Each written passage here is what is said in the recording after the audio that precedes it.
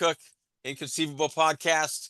And it's kind of inconceivable that this guy today is actually my brother-in-law. Um, Yay! yeah. And this is John Shaw. He is a world famous, believe it or not, and he doesn't like to say that, and he doesn't say that. In fact, he's a world famous, world renowned aviation artist. And he's kind of expanding beyond that. We'll talk a little bit about that later. But you know what?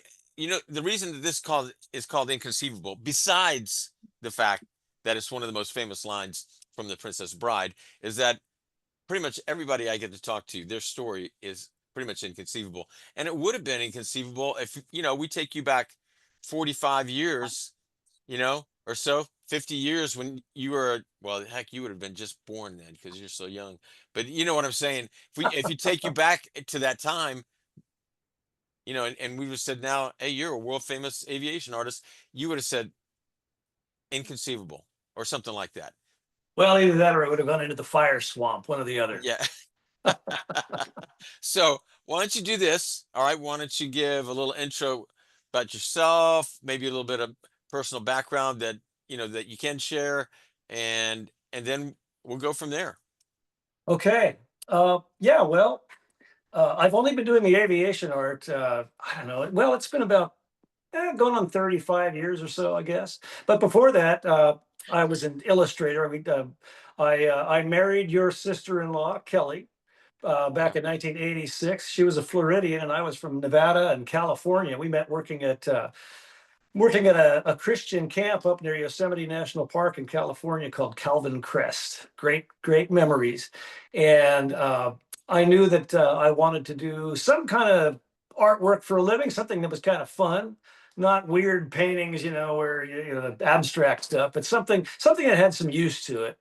And so I wound up working for a number of years as a commercial illustrator out there in California, doing all kinds of different stuff for different clients and advertising, box art. I wound up actually working for a brief time with a company doing the box art for computer games with spaceships and aliens and that kind of thing. And my boss, who was also a good friend, was also a pilot. And now we're going back to kind of the early 90s. And uh, there was a gallery in town in Fresno, California, where I lived at the time, that showed a lot of the artwork, the types of artwork that I now am doing. Paintings of World War II aircraft and beautiful paintings by mostly a British artist named Robert Taylor. Wonderful guy. He just passed away here a little over a year ago. And I was fascinated by these paintings, and especially fascinated by the fact that they were autographed.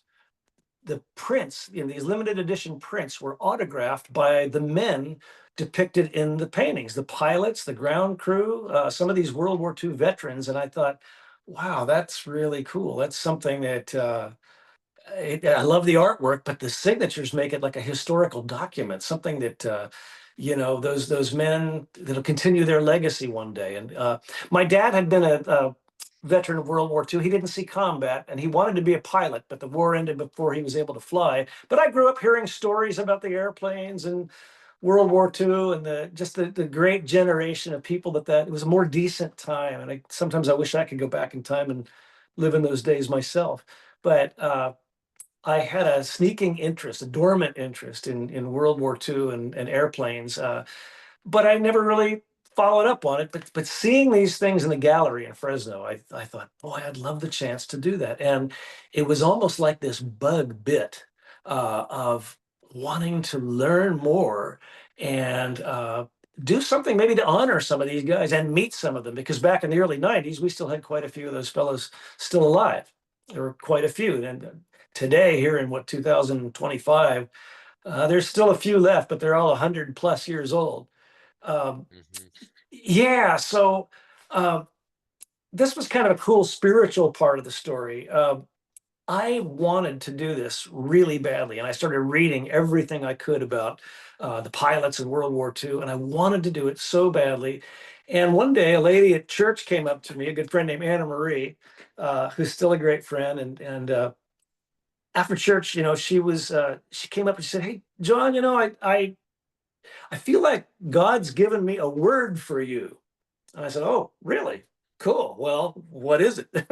She said, well, I think that God kind of impressed on me the idea that he wants to give you the desires of your heart. And I thought, wow, okay, well, that's really nice. And there was a tendency to kind of want to blow it off. I don't get too emotional about Hmm. that kind of stuff. And she said, well, what does that mean to you? I said, well, I don't know. So I think it might have something to do with the desires of your heart as far as your work is concerned. What is the desire of your heart as far as your work goes? And I don't really know. She said, well, pray about it because I really, really feel like that's something that God has impressed on me that He wants to do for you. And I thought, oh, all right, I will. I'll pray about it. Well, the desire of my heart, what I didn't even realize at the time was to kind of get into this area of aviation art, painting history, and doing artwork that could last, not just commercial stuff that people would look at and toss it in the trash afterwards, but something that would have some value and some lasting Hmm. impact. Um, so a short time after, there was a group of famous pilots that were going to have a reunion in Fresno, and a local radio talk show host kept talking about them, and it was going to be sponsored by a small museum in the area. And I thought, oh my gosh, I would love to meet these guys. These guys were heroes. I'll tell you a little bit more about them in a minute. But I thought, oh man, if I could just do something to meet these guys and just kind of get my foot in the door and learn firsthand from you can read all kinds of books, but there's nothing like actually talking to the men themselves. And this was an amazing opportunity. So I went to the museum. And Well, this is what year? What year this was was this? this was 1993, actually. 93. Okay. 93, yeah. Oh, and to back up a little bit, the group of guys that were coming into town were I don't know if anyone out there's listening knows much about World War II, but uh, the name of the group were the Doolittle Tokyo Raiders. If anyone ever saw the old Spencer Tracy movie, 30 Seconds Over Tokyo, that was the movie about Jimmy Doolittle and his brave group of guys who took off from an aircraft carrier just a couple months after America had been hit at Pearl Harbor.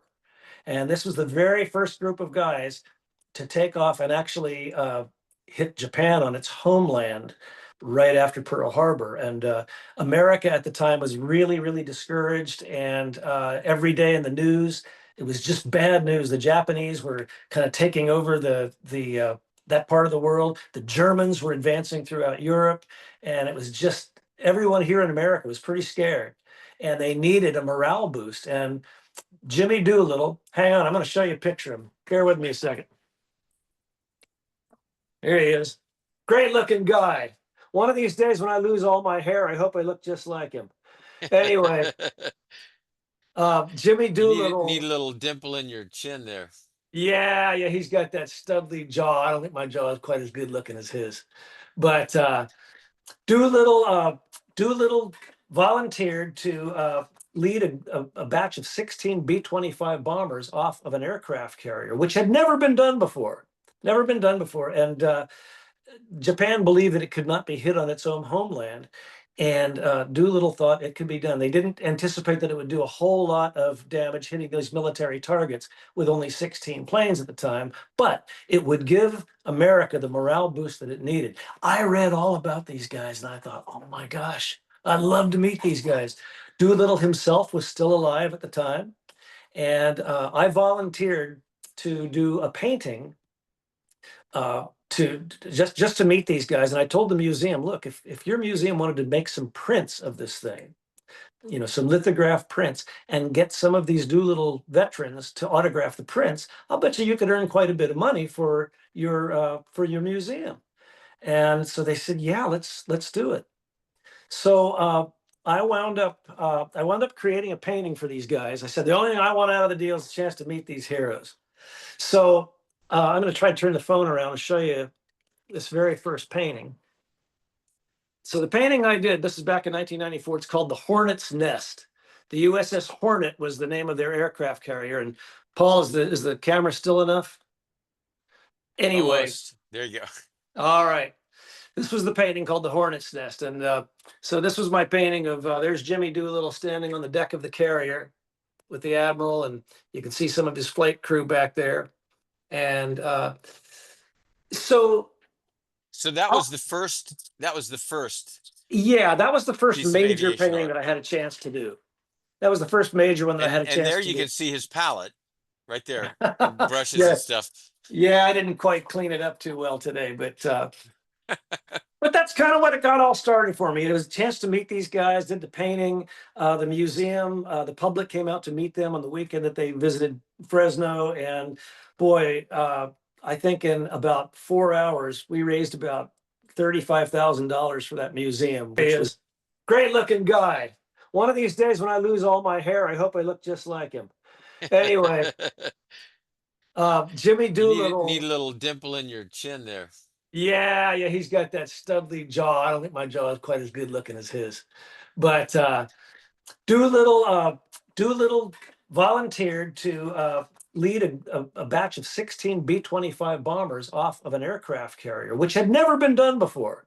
Never been done before. And Japan believed that it could not be hit on its own homeland. And Doolittle thought it could be done. They didn't anticipate that it would do a whole lot of damage hitting those military targets with only 16 planes at the time, but it would give America the morale boost that it needed. I read all about these guys and I thought, oh my gosh, I'd love to meet these guys. Doolittle himself was still alive at the time. And I volunteered to do a painting to just to meet these guys. And I told the museum, look, if your museum wanted to make some prints of this thing, some lithograph prints, and get some of these Doolittle veterans to autograph the prints, I'll bet you could earn quite a bit of money for your museum. And so they said, yeah, let's do it. So I wound up creating a painting for these guys. I said the only thing I want out of the deal is a chance to meet these heroes. So I'm going to try to turn the phone around and show you this very first painting. So the painting I did, this is back in 1994. It's called the Hornet's Nest. The USS Hornet was the name of their aircraft carrier. And Paul, is the camera still enough? Anyway, Almost. There you go. all right. This was the painting called the Hornet's Nest. And so this was my painting of, there's Jimmy Doolittle standing on the deck of the carrier with the admiral. And you can see some of his flight crew back there. And so So that was the first. That was the first yeah, that was the first piece of major aviation painting art. that I had a chance to do. That was the first major one that I had a And chance there to you do. can see his palette right there, and brushes and Yeah, stuff. yeah, I didn't quite clean it up too well today, but that's kind of what it got all started for me. It was a chance to meet these guys, did the painting, the museum, the public came out to meet them on the weekend that they visited Fresno. And boy, I think in about 4 hours, we raised about $35,000 for that museum, which was so Wow. exciting for me and for them. And for me, it was a thrill to meet these guys. And boy, it just took off right there. And I thought, okay, God, you've given me the desire of my heart now, as far as my Mm. work is concerned. It was really a So lot of fun. did they sign any of the prints? Yeah, yeah. So we had a special day together, and 16, because there were 16 crews, we had 16 men sign 500 prints that day, Wow. all by hand. These guys would. Oh, and I'll tell you what. Over the years, in subsequent print signings that we've done with other veterans, that's the most fun time of all, because as these great old guys are sitting there signing the prints, and you're a fly on the wall, you get to hear stories that you would never get to hear in the history books. You hear these good old guys who had history together, arguing Mm. with each other and giving each other a bad time, and just having a lot of fun. And you hear anecdotes that were amazing. And one of these days, we're going to do a coffee table book where I can maybe recount some of those great stories that we've heard over That the would be years. great. Yeah. That would be great. If any of you have ever seen the Band of Brothers TV series, I don't know if you can you see that painting okay, Paul? Yeah, yeah, yeah. That's good. Oh, okay. Well, I had the real privilege of working with some of the real Band of Brothers a few times over the years. And Dick Winters was the name of the man who was their company commander. And uh, I don't know, maybe once this is edited, I can shoot you a photo that you can put in the final edit to show me sitting there with Dick in his office discussing the idea for this painting.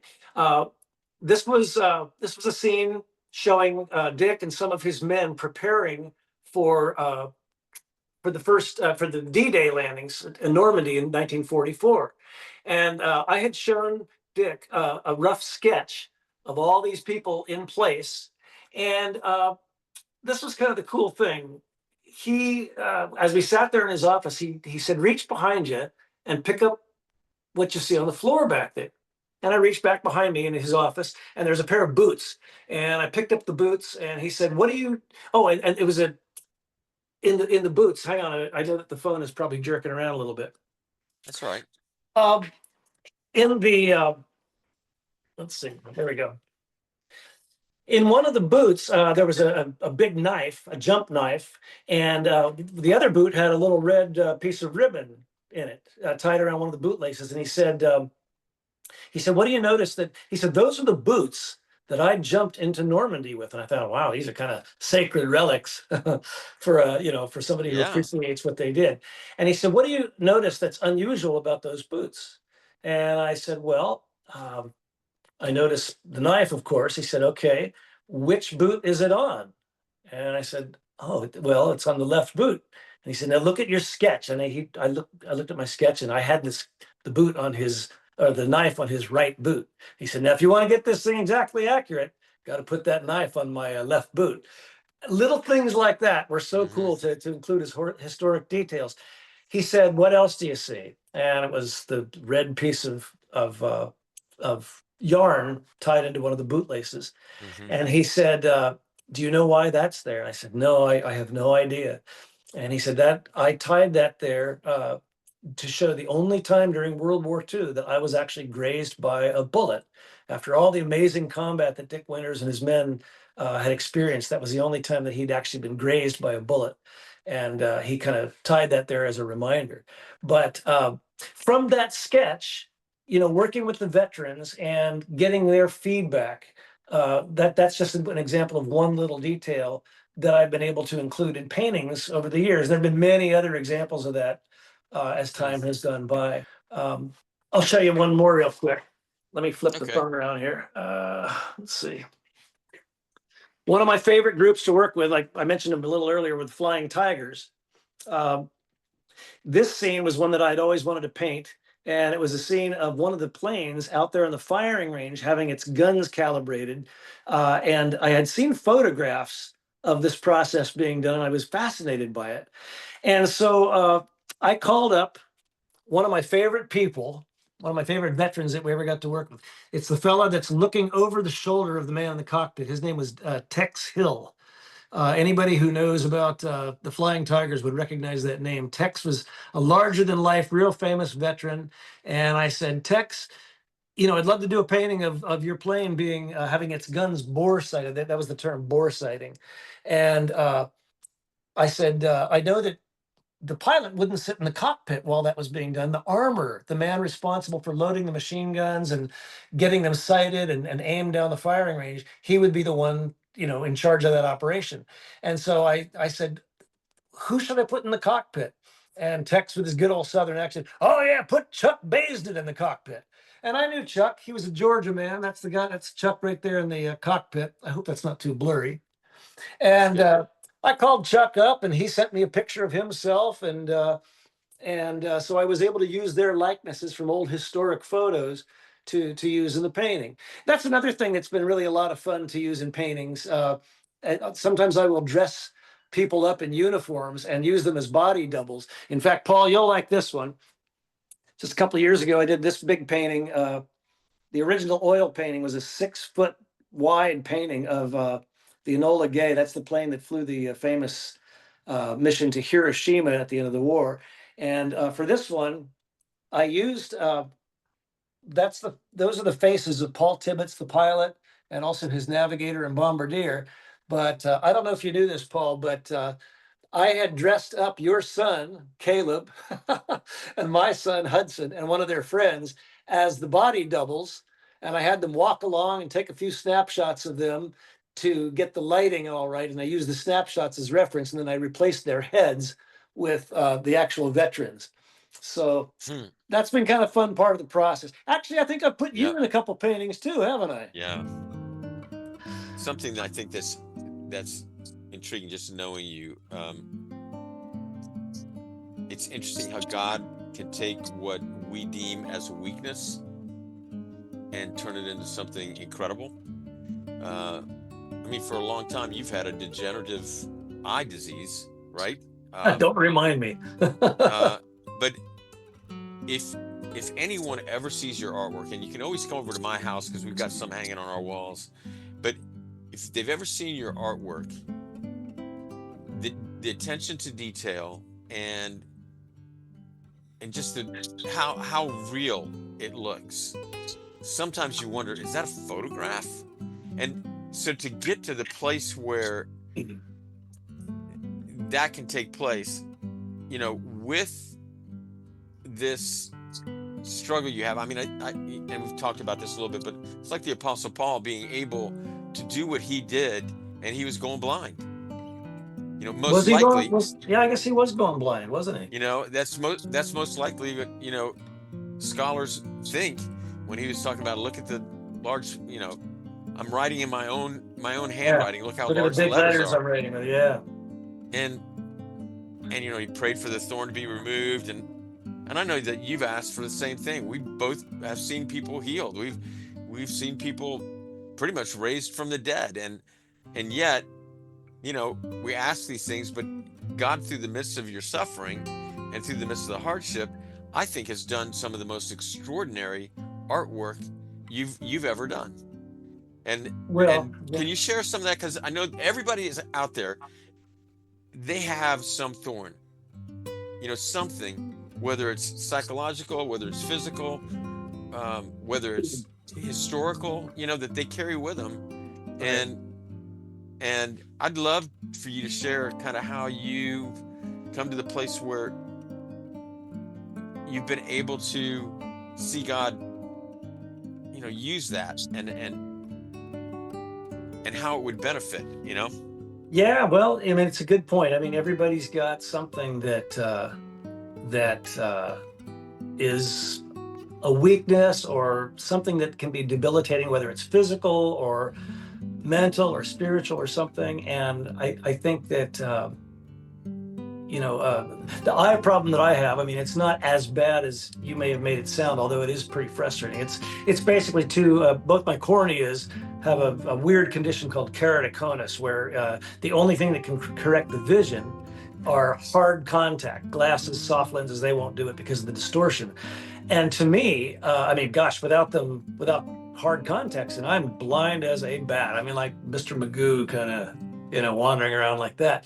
But and it can be very frustrating at times. But to me, it's miraculous that God has provided the technology to even create something like contact lenses to where the vision is great. Now, when I'm working on artwork close up or far away, I'm constantly popping in different sets of contacts depending on how close I need to focus. It's a real pain in the neck, but like you were saying, with those kinds of adversities, and this can apply to anything for anybody in their life, we have a choice. We can either let it defeat us and give up and say, oh, I can't do fill in the blank because of fill in the blank. And yet, if we depend on the Lord and say, okay, Lord, you can get me through this. You've provided a way for me to get through this. And I'm saying you've provided for me generically, that this could be for anybody. Even though I've got this thing that's a real pain in the neck to deal with, through your strength, I'm just going to do the best that I can in spite of it, push it on through, and just trust that you're going to do something good out of it. And I won't lie to you. There's times where it's really frustrating not being able to see well. But then at the end of the day, it's kind of like, okay, Lord, you helped me get through this task, and it's done, and it becomes meaningful to people, and fantastic. That was the goal. And So how do you think? Okay, because you get a lot of attention, with what you're doing. It's very public, and it's my cat likes me. yeah. He gives, But you know what I'm saying. I mean, and you pretty consistently you're going to different air shows, or you're going to you're asked to paint something for someone, or you're commissioned by someone to paint something, and people see that. They see you along with it. Of course, they want to talk to you, they want to ask you questions, they just want to hear stories.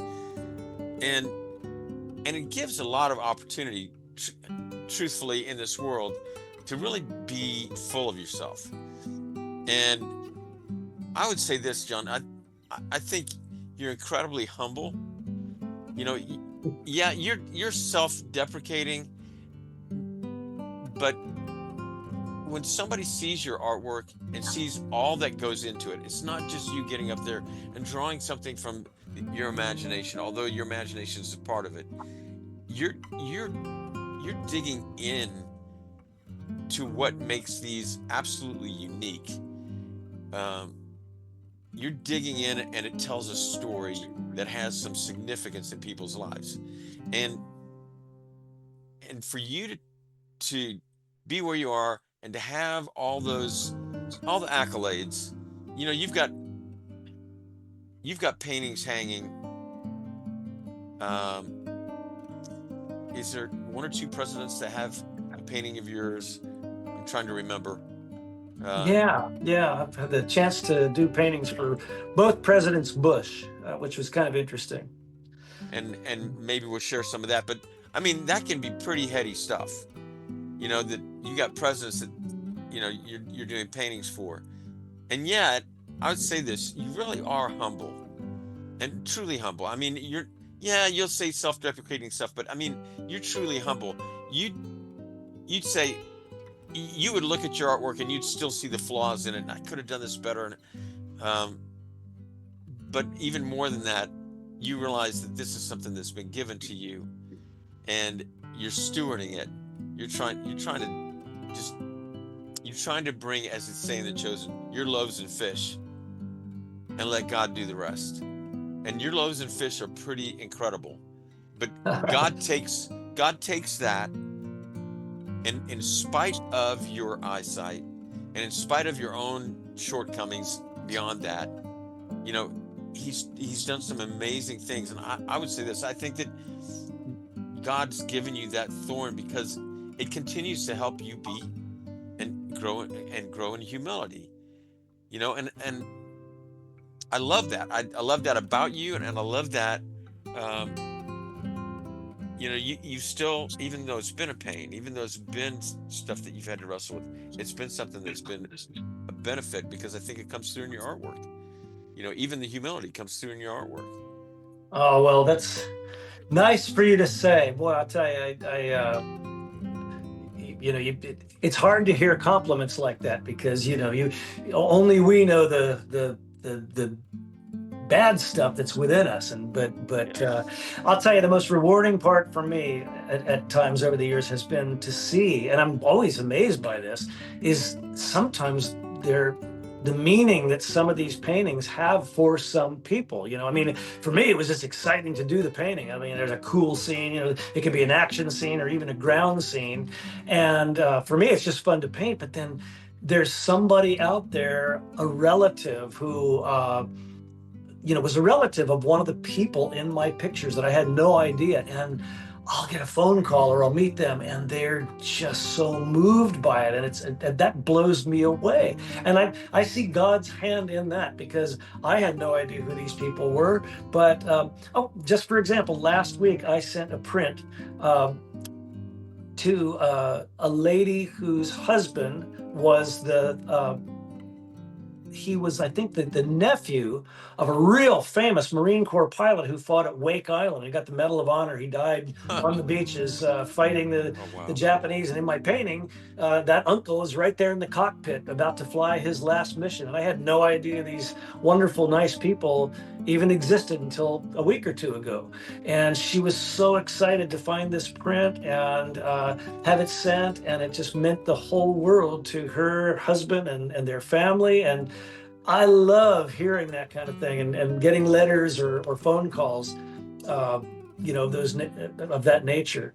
Yeah, and you did, was it two or three paintings of the I'd love for you to tell this story of the the bomber. It was they were flying out of England, and he's trying to return, and and the German ace flies up beside him and shoot him down in a moment. Um, yeah, I'm sure you know what Yeah, I'm talking about. great story. Yeah, I'd Yeah. love for you to share that. Do you have two or three paintings with that? There's three of them. Okay, Okay. well, thought you'd never ask. Okay, here we go. Okay, let me turn the phone around again here. Okay, this is a story. Again, one of the greatest stories of World War II, and it only became known relatively short time ago. Not really until the 1990s was this story first heard. Okay, these were the two pilots that you're talking about. The guy on the left, his name is Charlie Brown, just like the comic character, and the guy on the right, his name is Franz Stigler, and he, like you said, he was a German fighter ace.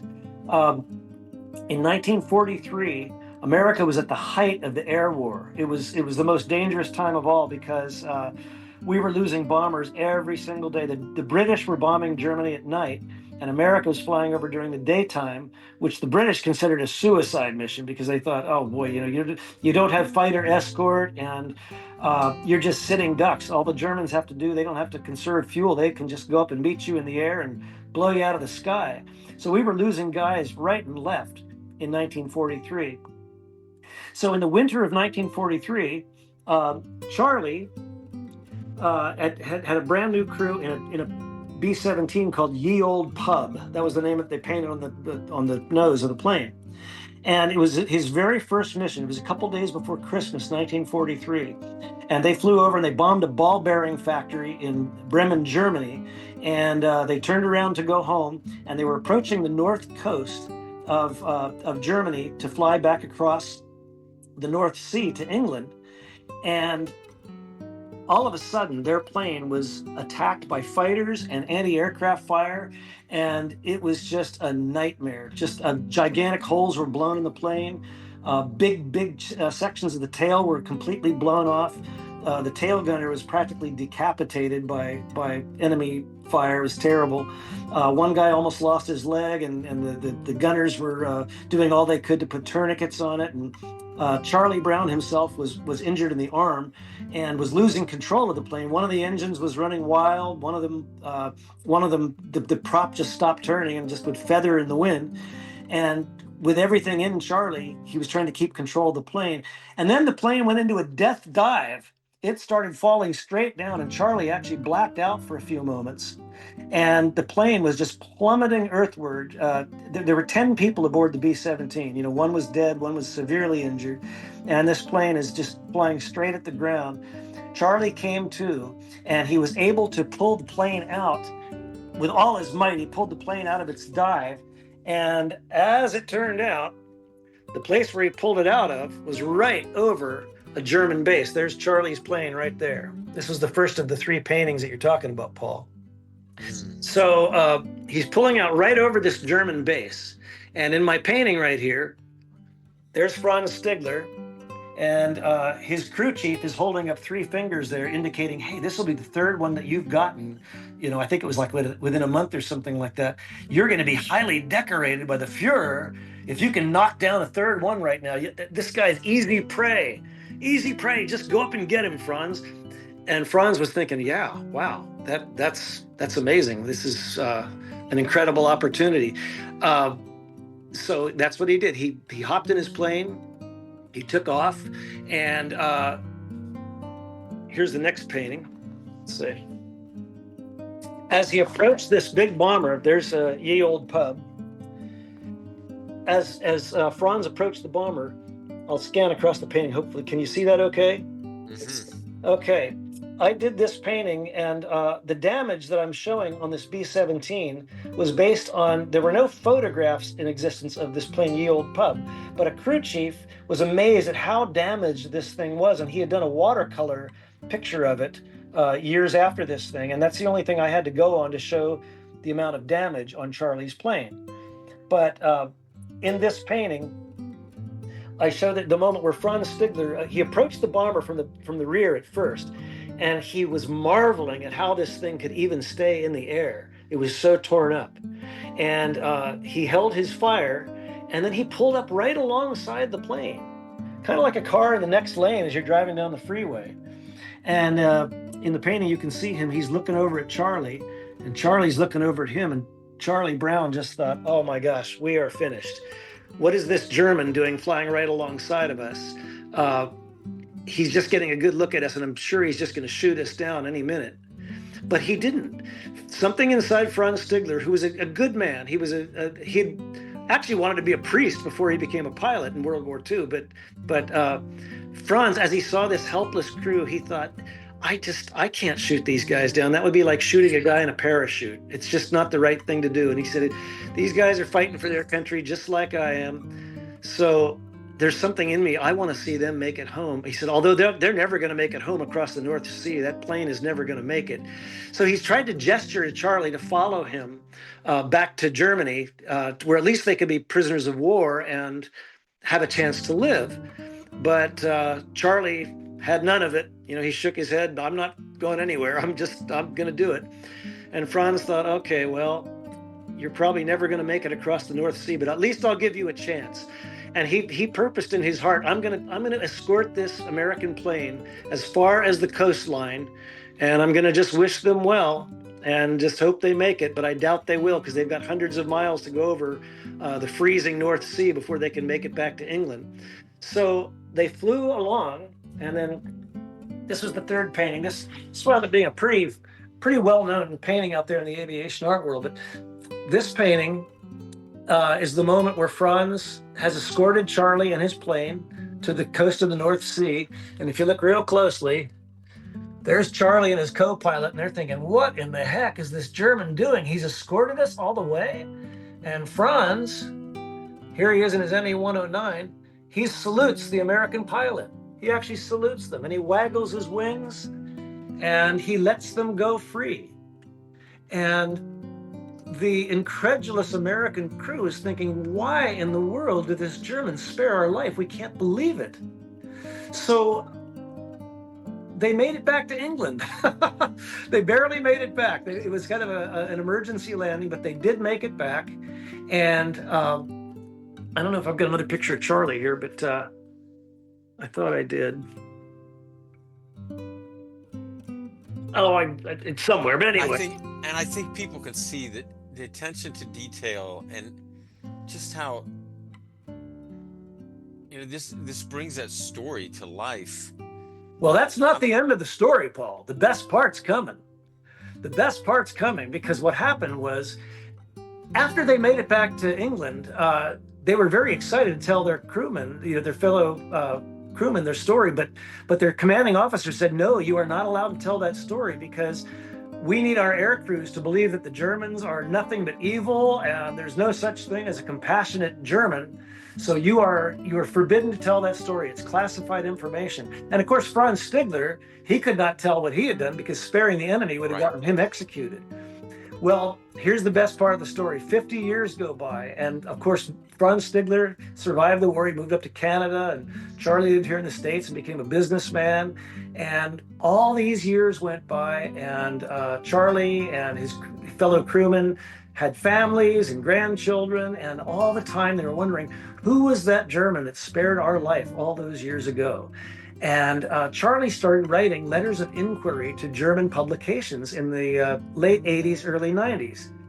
Just, saying, does anybody out there, any of your German veterans reading this, have you ever heard of a German pilot that may have spared an American B-17 crew in 1943? And one morning at Franz's breakfast table in Canada, he ran across the article and he thought, that's the guy. That was the guy. I've wondered all these years if they ever made it home. So, 2 plus 2 came together, and the two men arranged a meeting. And this was the coolest thing. These two men in 1990, they met for the first time, and the two men became the dearest of friends for the rest of their lives. They lived another 7 or 8 years. They went to reunions together, and they became as close as brothers. And there was one time, I've never seen this on TV, but I guess it was like Good Morning America or one of the morning shows back in the early 90s, where Franz and Charlie were the guests on the show, and Charlie Brown brought all the surviving members of his bomber crew with all their grandchildren and everything, and everybody was in tears, hugging Franz Stigler, saying, "If you hadn't spared our lives that day, none of these great, beautiful grandchildren would be here today." And so, that's just another great little story of redemption. And I love that story. I hope that one day they will make a movie of it. My friend Adam Makos wrote a really great book that was actually titled after my painting. The name of the painting is called A Higher Call, because Franz Stigler answered a higher call in sparing his life. And I really recommend the book A Higher Call by Adam Makos for anybody who wants to read the story in great detail. He did a wonderful job telling the lives of these two men. And hopefully they'll make a movie of it one day too. But one of the many great stories that are worthy of that is so worthy of a movie. It is.